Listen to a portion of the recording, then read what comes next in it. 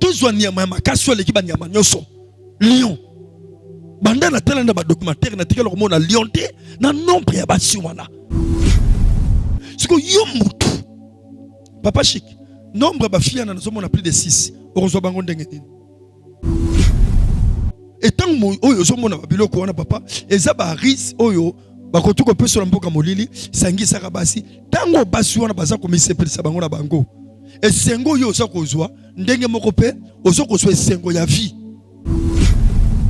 ndenge moni kaka ba mama bakendaka kolia nia na Dubai eza ndenge moko na biloko wana donc eza science mobimba cérémonie eza kaka te bakata mukila mutu ya mutu donc ozo mona wana déjà bisika mbindo ezo salema bisika biloko bongo ezo salema eza déjà ba cérémonie moko eza spirituelle nga papa chic eza biloko nga nazali kosala na loba na bino loko wana nga tango nazo travailler magie papa chic nazalaki esprit ko kota na nzoto nanga soki esprit ko kota na nzoto nanga na koto bimisa $10,000 na tela poche déjà 0 heure ko kutanga place wana na koto ko sona journée tabasi 10 Yomoko mais oui papa na koto tabasi 10 na koto choqué no loko moko ngai na va normal boy papa chic banda na bo moto na ngaboyi banda na bandi kolinga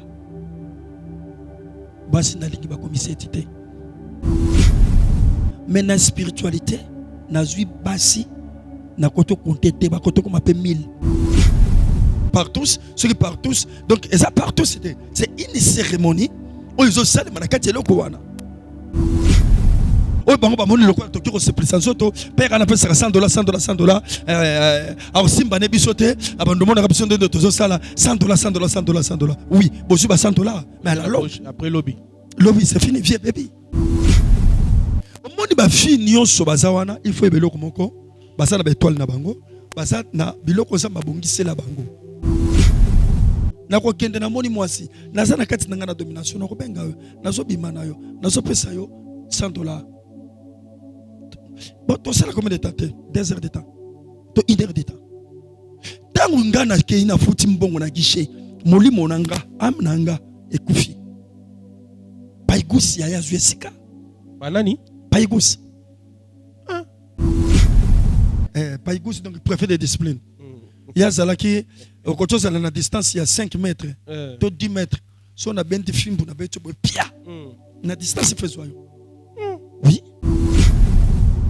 Viens na tanga zo sala yango na place aboma bana na ye na place aboma famille na ye akotu ko sala ke asa ko zwa kaka mingando wana les gens voient que non asa sel mais na spiritualité azo eba déjà que non na zanga mon côté.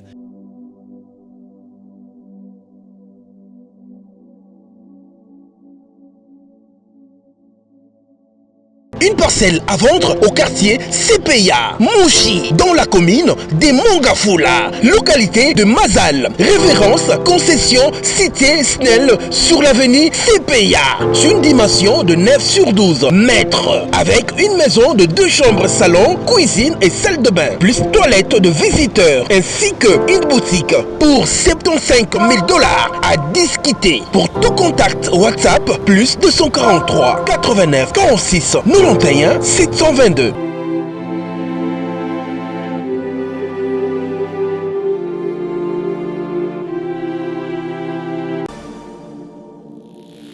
Oza Congolais olingaka bana orphelinat fida ezobenga yo tosunga bana balia balala bien bamela bien nzambe akopambola yo akozongisela yo ebele mpona nini oye kosoutenir baorphelin. Orphelinat vida eza bongo structure oyo eza kokamba bana bitike ndenge bana biso bavivaka na ndako ndenge mpe bana ya vida il faut bavivre parce que jusque là batoma basilati $1 na biso en tout cas ekoliesa bana bitike lokola nzambe asenga biso ke tobokola bana oyo lolenge tobokola ya biso ya ndako naza koliki ete bana biso ya ndako bazolia bazosepela me baorphelin oyo nzambe apesa biso elanga oyo nzambe apia biso baza na souffrance.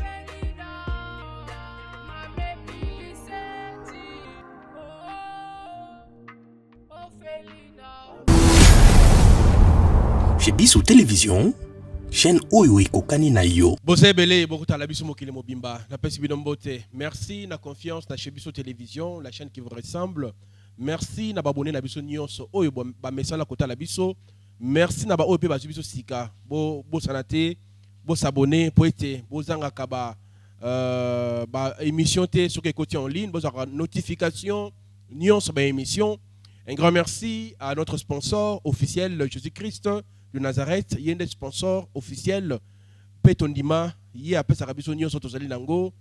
Vraiment l'ongoni a sponsor Nabiso Okoke Nabiso Kanete Yokanaki. Merci mingi pe na orphelina vida zali kosunga bana bitike ba bakolia comme la pe kolata na mokolo nango mama Emily seti mayinga depuis Canada na pe shombo tesika ozami batonio so boko benga po ete boye bakosunga bana bitike wana bobenga mama Emily na lombango po ete yeba lolengini ya kopesa bino ba coordonnées po ete boye bakotinda mosolo na bino to pe aide na bino bozali nango to bosanité na mwana biso pe moko o tozali kozela ba opérer jusque là to kozela po ete mwana le kalambeli kasi kozala opérer grâce na yo ngai pe moto mosusu amotea malamu benga papa Josué Kitula po ete mwana wana ayeba kozwa lobiko matoni mingi pe na ba oyo balingaka biso te mbote na bino esika bozwami bat oyo boyina biso sans problème bat oyo bobuntaka biso toyebaka tina te mbote na bino esika bozwami. Merci na Neko Elias pour la prise de vie et pour la réalisation na mona pe montage pour la réalisation d'Inch Mosolo matoni mingi na ba oyo pe balingaka biso na bosani bino te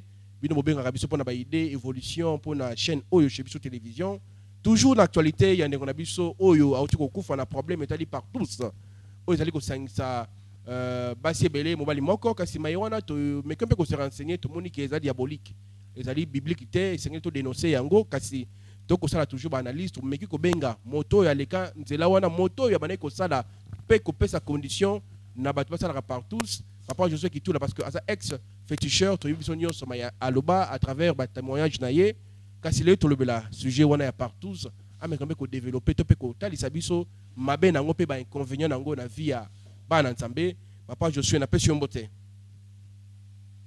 Merci papa Chic mbote mingi kolo apambola yo vraiment. Merci beaucoup.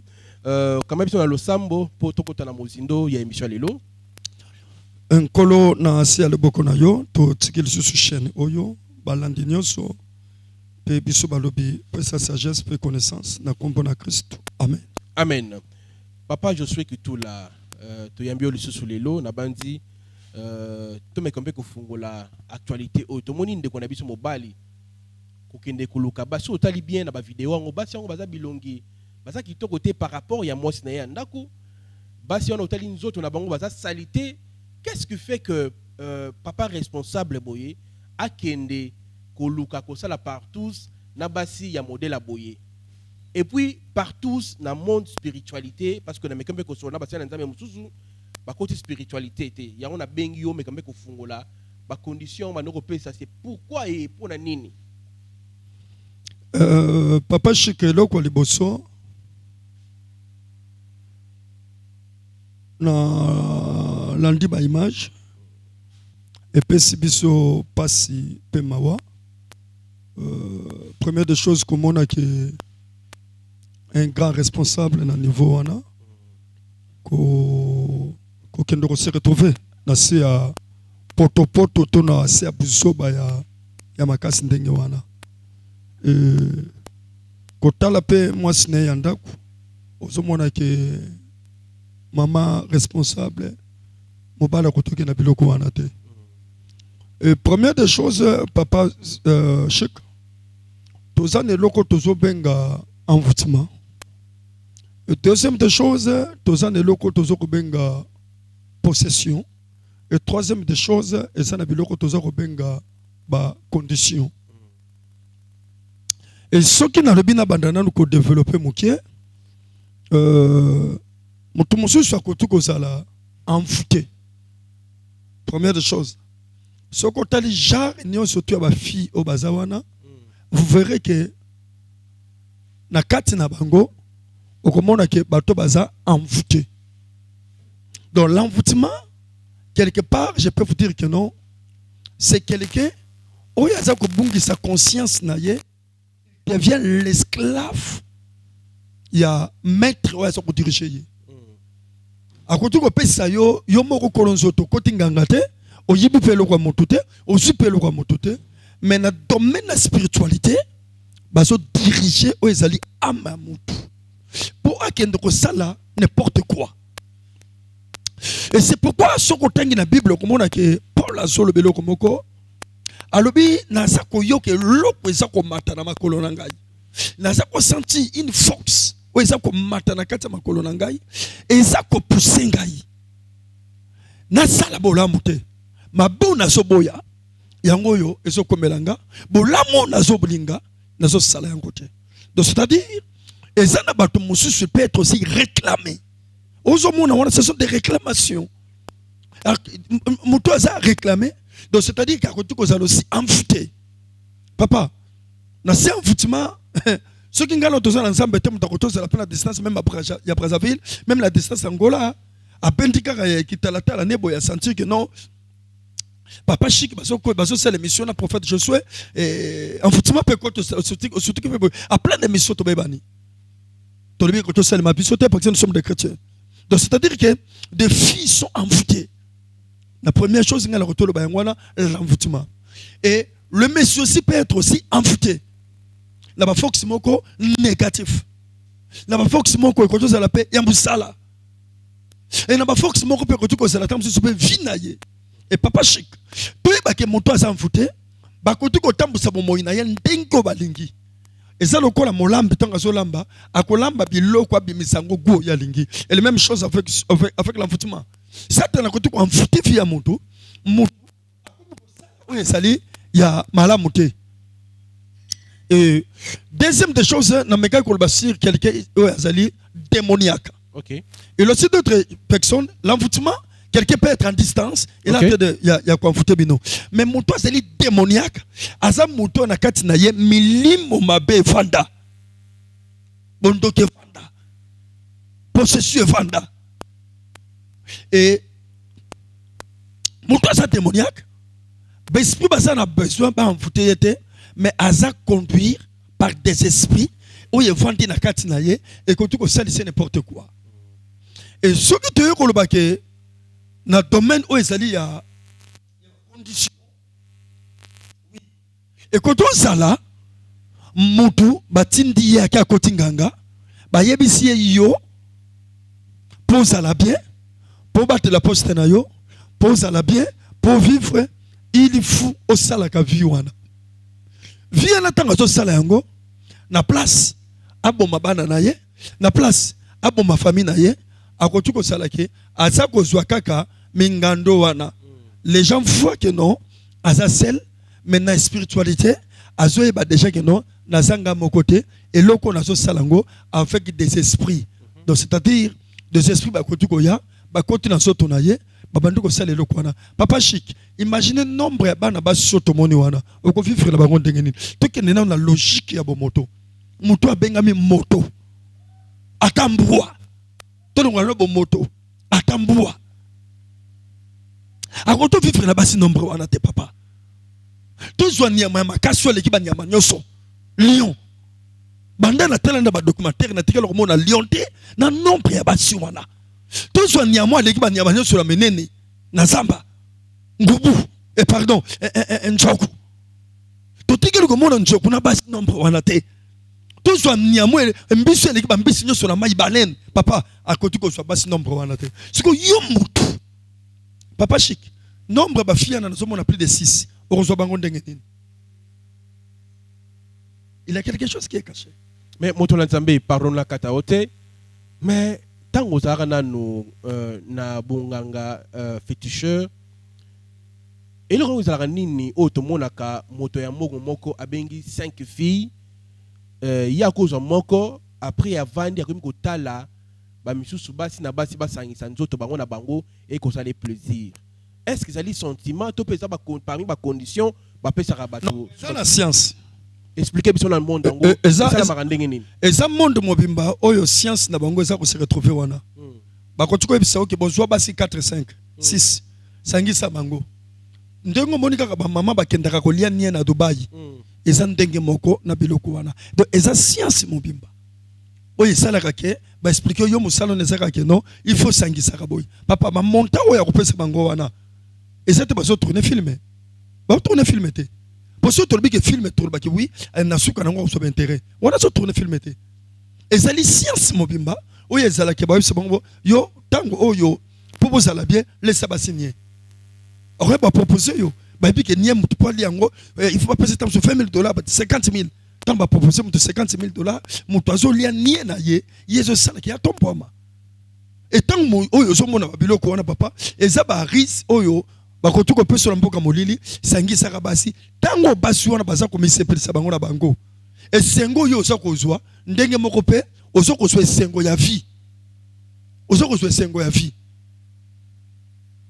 donc mpo ozwa esengo wana ya vie il faut mimona bino bomonaka moto azosepela moto azokokwea na mbeto moto azoseka azomona eloko wana bien oki aza na bapriere oyo azoloba aza na biloko oyo abanda koevoke eza na maloba oyo abanda koloba parce que na ntan wana ezali eloko mobimba cérémonie mobimba donc ezali eza tike bazokende komisepelesaka pambama eza ini cérémonie oyo ezosalema cérémonie wana ezosenga nini okokuta balotoko eza bango wana bawiski eza bango wana basi ndenge moni bazali wana soki otali papa wana na nzoto ya mwana mwasi wana mosusu papa na ngai surtout aza batashe lokwa nkoyi wana donc akoki olinga papa bongo te papa bongo mpa akoki olinga mwana ya bongo te na mosusu atie baloxi atie tentire na motu papa akomi ye motu lokola couleur nde batie couleur ya na motu est-ce que tata ndenge wana akoki okende na mwana ndenge wana non soki otali ozomonaki responsable mais basi oyo bazopusela pene na ye baza baresponsabilité c'est une cérémonie bato bamoni kaka ke non oyo bozobenga bino mo partous soki partous donc eza partous c'est une cérémonie oyo ezosalema na kati ya eloko wana eza cérémonie mais sikoyo elengi nango ezalaka nini parce que toyoki ke yo oza mie d'ailleurs place ya koexplike nga ke ezalaka ntango baosala bongo eza na esprit moko eza wana ekosala na bango makambo wana papa nazongi nsima est-ce que ezala esprit nini wana babengaka kombo esprit wana nini bon na se ya babiloko nyonso surtout wana tokoki koloba ke ça fait longtemps oyo natiki magie okay. Donc maîtrise ya baesprit mosusu esprit oyo eza esprit nini wana kombo nango kaka okoyeba bango esprit kombo ya déesse oyo azodirige to esprit nayebi eloko moko il faut yebaka ke papa tous les sortes moto nyonso to akoki kozala na kati ya akoki kozala na esprit na kati na nzoto na ye alors de ces esprits là bakoki mpe koyokana na se ya cérémonie mo baye kosala makambo omoni donc c'est difficile pour to détecter quel genre d'esprit parce que komona même Christ ye moko akoki kodétecter esprit mosusu te aya tuni moto alingo benga na milimo mabe balobi tozanga moko te toza légion donc moi ya pesa kombo moko ezalaki te donc neti babiloko marque ce sont des personnes oyo baza koporter plusieurs sortes des esprits parce que soki même oloki odiscerner bango okomona ke c'est difficile komanda même na ye moko papa na bafille wana naza kokoka komaîtriser même baesprit bazoporter na kati na bango te c'est-à-dire baza bato bazokomema balégion ya baesprit omoni et donc ezali association ya baesprit oyo basangani place cérémonie ezosalema ezalaka kaka na esprit moko ayaka te papa chic donc cérémonie ezali bosangani ya milimo oyo bakoki kowuta na gauche na droite baye mpona kosepela na likambo moko boye donc ozomona wana eza cérémonie oyo ezosala ke na ye moto ainvite bango na bakilia na ye bana basi wana na baesprit bakota na kati ya contact donc eza bonganga oyo ezali kosalema na esika wana mais sikoyo eloko nini bafille wana bazoperdre na kati ya nzoto bazwaka bango nini eloko oyo bafille wana bazoperdre na kati ya nzoto na bango première des choses bafille baza koperdre oyo ezali grâce leur étoile ezozala volé leur destin eza kozala compliqué bako compliqué yango donc bazoyiba bango leur étoile donc leur vie ezala compliqué un temps donc loko baosala oyo ezala na ntan moko ntango oyo bakobota ntan oyo bakokende kota na mabala bakosanti bacomplication et cette genre de complication bakoluka bakanga bandoki papa chic bakoluka bandoki ya vie bakoluka nani azoluka bango na vie bakoluka nani azocombattre bango omoni lelo ba ressentir en te papa chic mais que comme na tamoko oyo que comme que libale ye mobale ye abala yo au continent kati ndako libala ndoko ya ressentir que non ba biloko onga na salaki be fait nango suke comme kobima et comment compliqué et ça pas mbaté papa omoni ba fille nyonso bazawana il faut ebeloko moko basa na étoile na bango basa na biloko sa mabongisela bango oyo bango basangani wana ezaka que non po balongola bango biloko wana. Il y a une fille là. Ceux qui Christella, ce Christella. Regardez bien la fille. Vous verrez que c'est quelqu'un. On a porté une sémence. Il a une sémence. Il a une sémence. Et sémence wana. Ce qui papa chic.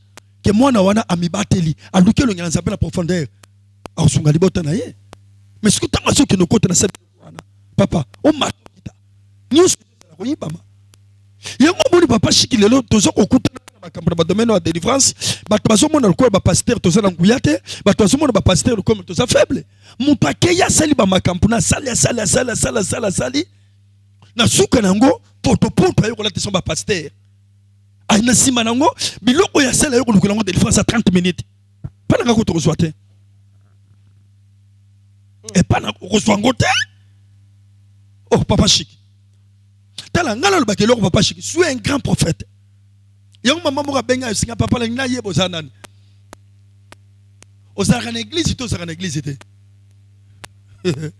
Tapsa landa ba image église na ngate. Mukolo yak okitaka kuna presque. Ndena yebisi na sali évêque ya ville à Kinshasa. Na une des églises indépendantes, na sali mokambito numéro 1 ya communauté la restauration des brèches.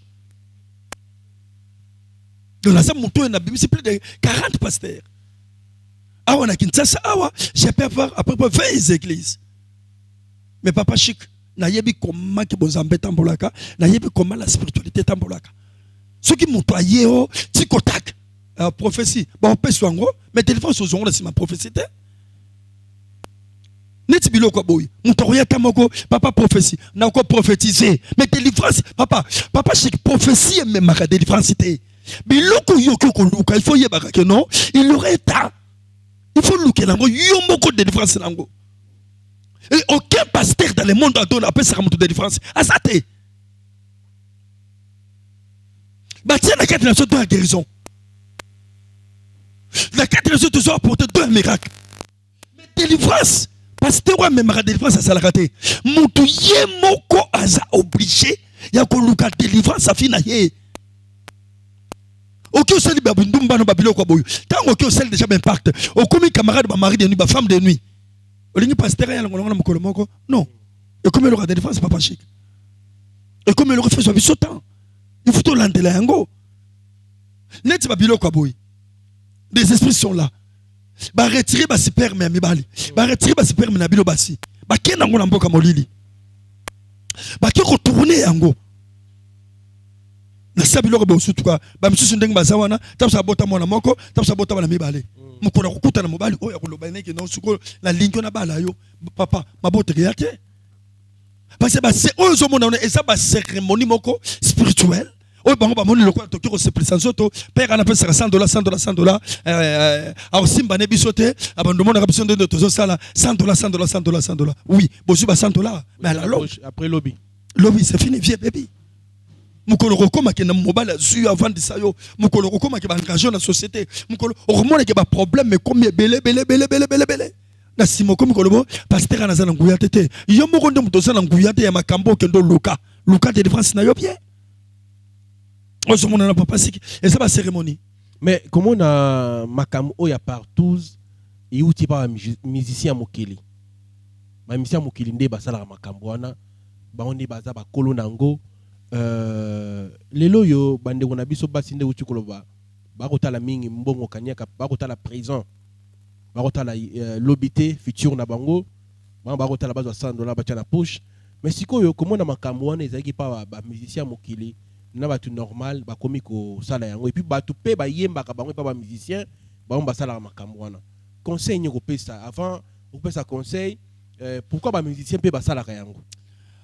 Papa chic na début na mega ko expliquer yo soko moni oye pa mukolo olingo pese likasu mukolo azwaka likasu boyete mais ngana yo na kotiwa na likasu na pasoli pas na pesi yo boye ozwi mais soko e pas mukolo olingo pesa likasu ba kozwango te donc soko pasoli il faut bomba oyo pesi yango c'est-à-dire eza biloko oyo papa na ngai tozo mona ngo normal ponga na yo to kotina na monde wana te. OK, donc il faut yebaka ke spiritualité eza ko dominer likolo ya nyonso ba musicien monde bazo sala ngo papa donc baza ba homme spirituel na domaine satanique. Dès que nous t'expliquer yo, eza ba cérémonie. Il a d'autres cérémonies. Cérémonie ça pas sort pas ça c'est belé papa chic. Cérémonie ça kaka te ba kata mukila mutu ya mutu. Donc ozo mona wana déjà bisika mpindo ezo salema bisika biloko bongo ezo salema eza déjà ba cérémonie moko eza spirituel. Musicien mokila koto kende pa nganga. Nganga ibise sangisa basi. Musicien mokila koto ko kende pa mutu boy. Ba ibise que non awa condition na bise zali que non pour le moment orobomana na famille na yote bandoko sili sabatu ya na nini nga papa chic eza biloko ngana zali ko sala na loba na bino loko wana nga tango nazo travailler magie papa chic nazala ki esprit ko kota na nzoto nanga ce que esprit ko kota na nzoto nanga na kei e wana na bon marché chez mère Charlie wana ba mère Charlie ba mère tout boto yebi wana eza bisika nga zali ko kinovanda. OK, Hôtel Phoenix eza bisika nga na kota na ebite ce qui na koti kota nga nombre na yango pourquoi parce que nazala ki ke na kozwa esprit na ngai ce qui déjà na 0 heure mbongo biminga tango mususu $1000 eza $1000 à l'élote to $10,000 eza $10,000 à l'élote na koto bimisa $10,000 na tie la poche déjà 0 heure okoya kokutanga place wana na koto kozwa na journée tabasi 10 Yomoko. mais oui papa na kozwa tabasi 10 na koto choqué no loko moko ngai na va normal boy papa chic banda na bo moto na ngaboyi banda na bandi kolinga basi na lingi ba komiseti te Ya bolingwa solo. na bolingwa solo kendenge za même na jeunesse boyezui soki ba leke belé ba kotoza la 5 to 4 lole so monanga mais na spiritualité na zui basi na koto compter te ba koto ko mape 1000 ba koto ko mape 100 ba koto ko mape 500.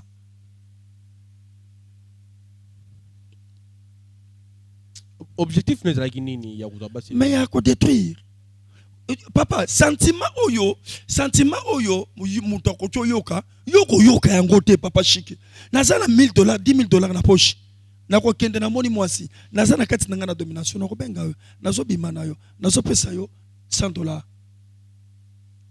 Bon to sala combien de temps 2 heures de temps to 1 heure de temps tangu ngana ke ina futi mbongo na guichet molimo nanga amnanga ekufi paigusi ya zuesika Banani? paigusi Mais il prend ba combo. paigusi donc préfet de discipline ya zalaki okotoza na distance ya 5 mètres to 10 mètres so na benti fimbu na beto boy pia na distance faiswa yo oui paigusi oya zuesika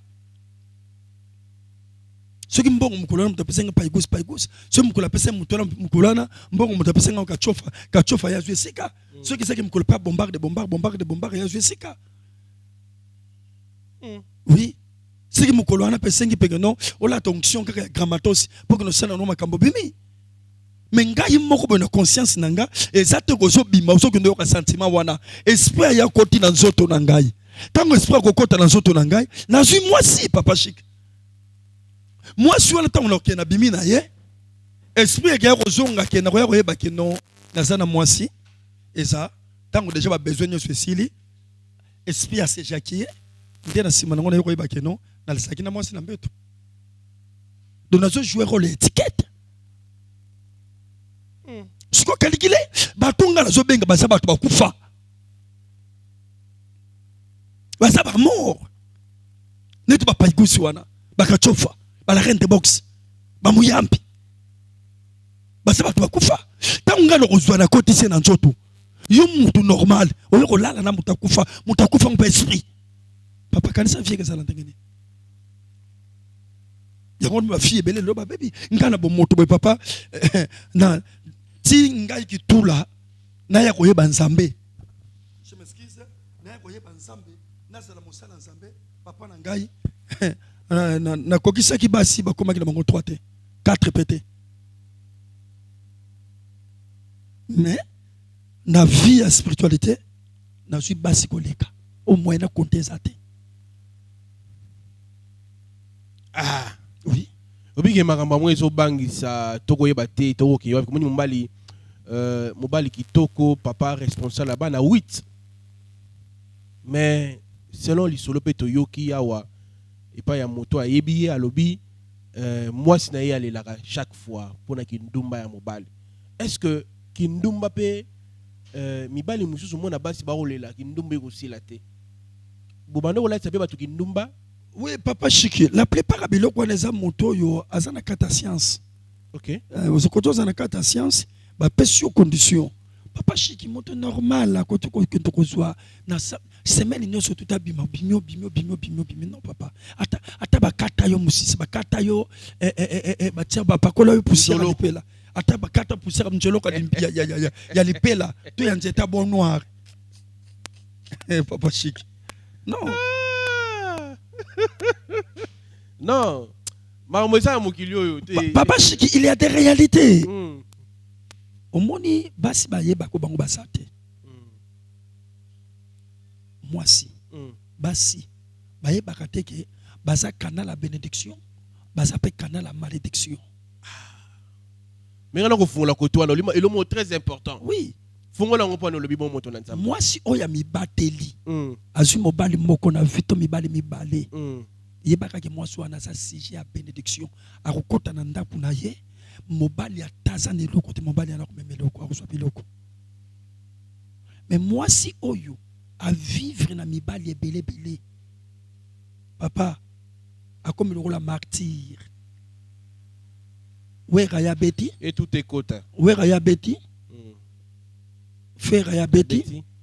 Mike Alamba pa ya beti. Moïse Mbi pa ya beti. Ozana sens de se souter. Pe moi suis abimi na mibali ebele na vie. Papa, vaut mieux aucun de bala moi si à baba que de bala moi si à bongo. Oui. Au moins vous connaissez la profondeur. Papa yo yebi pourquoi nzambe kala zeko tinda basaline fo bala moi si fazaka vierge. Tala au moni force spiritualité et batama na kat nzambe ndenga sala moi si na ba capacité moko boy. Yango lo moni même nzambe asala ki na besoin moi si pour sauver mon kili. Satan n'a pas ne pas détruire mon kili. Asaka na besoin moi si. Le belo mo etikenga point nzamba no senga bala basa vierge. Mais lelo au moins basa vierge bazate papa basila bazate c'est mokileo qui na suka mais Satan a dominé déjà sur aucune Europe ils ont déjà c'est là na moi na 12 ans a continuer ko linga na poto moi na 13 ans papa mais c'est mon copain alinga na ye sikoyo moi na oya pasteur wa mibateli abateli mwana na ye to mona mibateli ti 16 18 19 ans tant luka que no bala ko vierge te vierge ni surtout déjà 13 ans déjà ça y est baki 14 ans déjà ça y est baki mon désir ko beba papa même il est le soko moi si oyo tango mususu que non ava azwa mobali moko azwa déception vanda kanga motema kina vanda pendant 5 pendant 10 ans papa ça moi si hein ça moi si le lozo mona basi baso ko miye bato bango asa bambi bomi bango moko pourquoi comme ex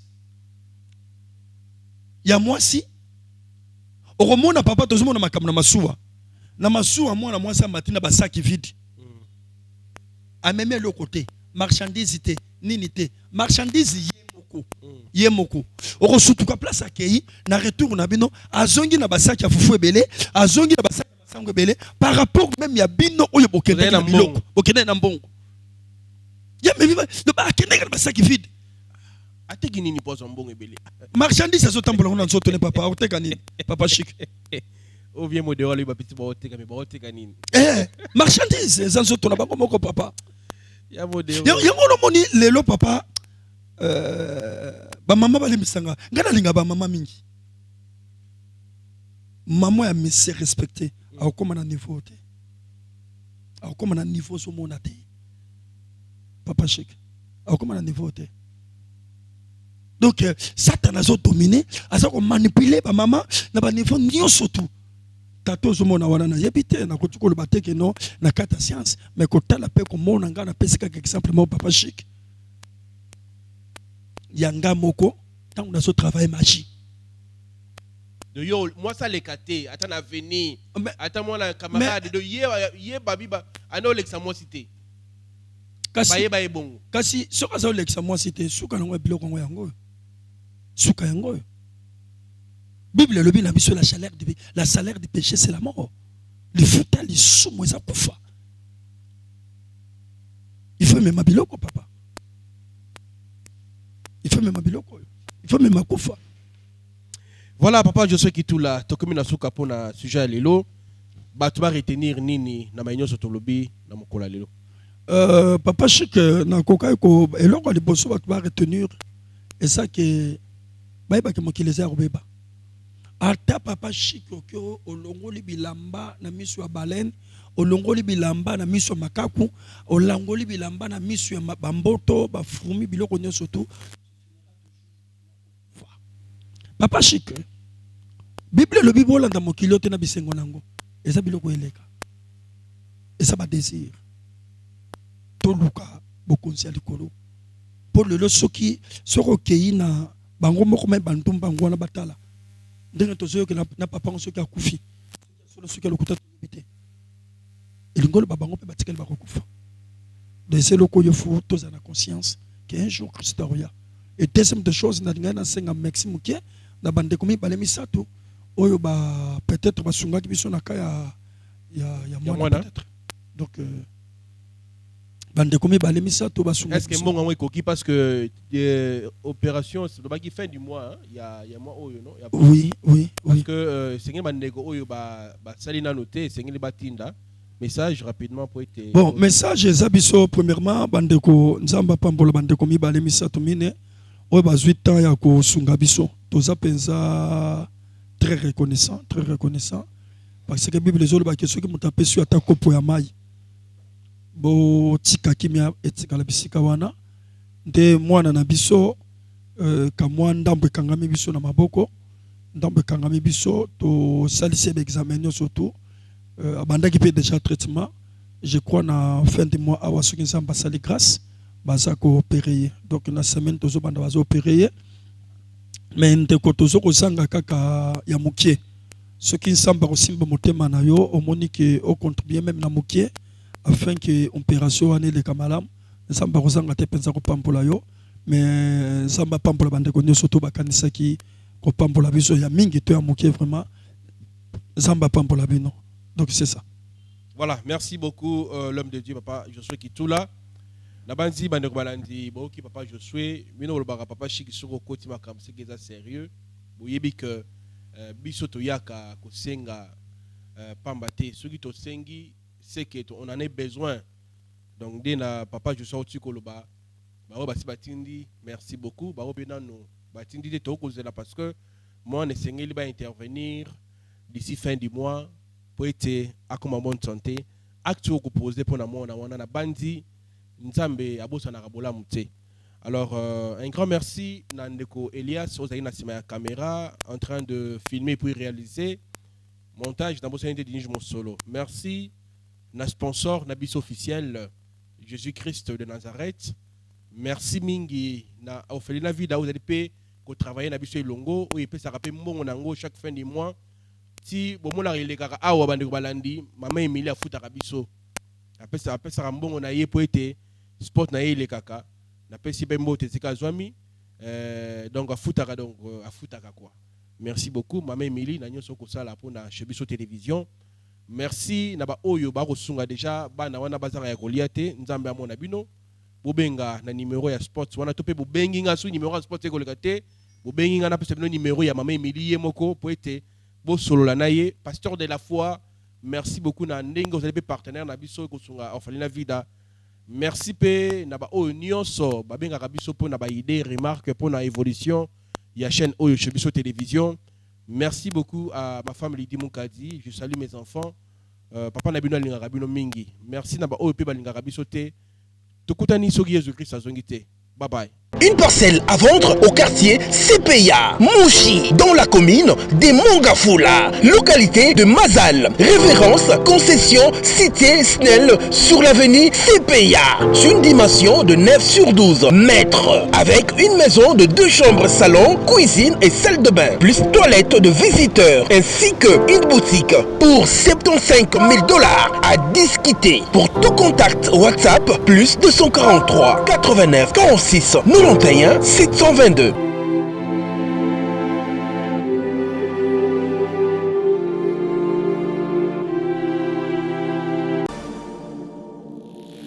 oza congolais olingaka bana orphelinat fida ezobenga yo tosunga bana balia balala bien bamela bien nzambe akopambola yo akozongisela yo ebele mpona nini oye kosoutenir baorphelin. orphelinat vida eza bongo structure oyo eza kokamba bana bitike ndenge bana biso bavivaka na ndako ndenge mpe bana ya vida il faut bavivre parce que jusque là bato mawa basila te $1 na biso en tout cas ekoliesa bana bitike lokola nzambe asenga biso ke tobokola bana oyo lolenge tobokola ya biso ya ndako naza koliki ete bana biso ya ndako bazolia bazosepela me baorphelin oyo nzambe apesa biso elanga oyo nzambe apia biso baza na souffrance.